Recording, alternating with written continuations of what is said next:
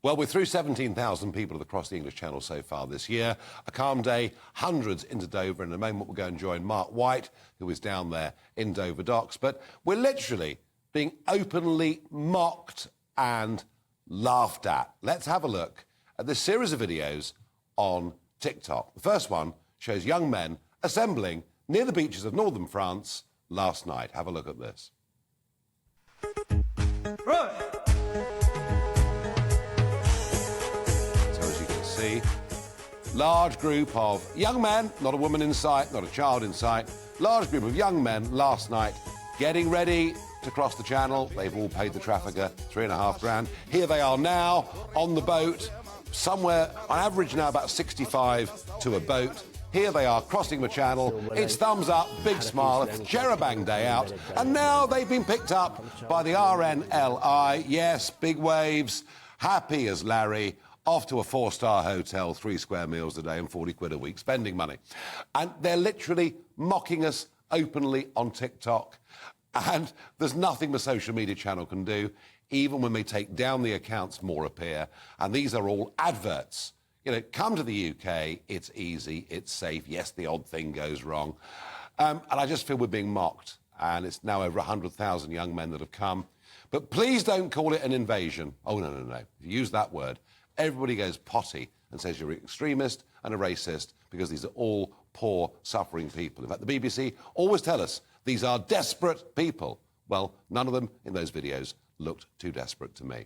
I wonder, will it ever stop? After all, the Home Office think it might go on for 5 years. Your thoughts, please. Farage@gbnews.com. Now, Mark White, our Home and Security Editor, has been down in Dover Docks for at least 12 hours today. Mark, a red alert day for Border Force and the others. It was a pretty busy morning, wasn't it?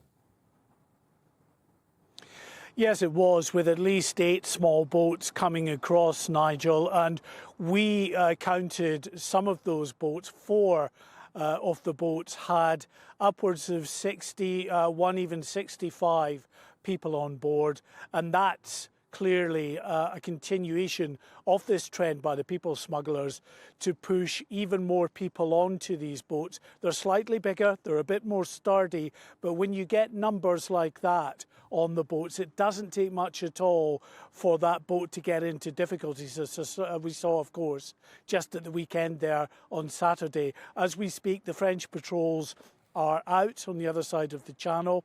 We're expecting the possibility that we could get an evening surge as well coming over from France. Yeah, I'd be surprised, Mark, if we don't get boats coming this evening, because there is, in fact, some easterly wind that starts to pick up tomorrow and onwards. Now, what's really interesting, there's one big change here. Yesterday was the 2nd anniversary of the Taliban retaking Kabul after Biden's disastrous withdrawal, and it would appear now that not only the number of Afghans that are coming across the channel, but it appears they're winning the turf wars over in Calais. Yes, well, I mean, I wouldn't really necessarily say they're winning the turf wars, but they're certainly, in some cases, trying to take the fight to some of the Kurdish people smugglers who have really been in control of the people smuggling routes for years now. And as bizarre as it seems, I actually bumped into 3 Iraqi Kurds, all cousins. 2 had come across in lorries 8 years ago, 1 on a small boat 2 years ago. That person's still waiting for their asylum process to complete. They've come here for a picnic. They all live in different parts of the country. They wanted to meet up, so they're overlooking the very channel that they crossed. Picnic? And I was asking them, they didn't want to appear a picnic, yeah. They didn't want to appear on camera, but they were happy to chat.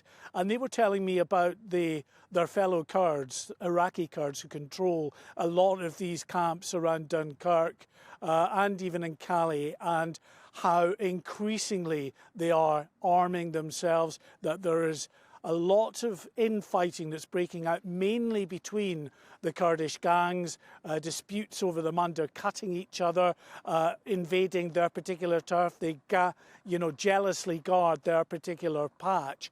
And they're getting reports from people they still know on the other side who say that they have seen these gangmasters wandering about now with weapons. I've been there many times over the years. I've been threatened twice by these criminal gangs, the gangmasters, with knives, never with guns. And it was only because they didn't like us filming.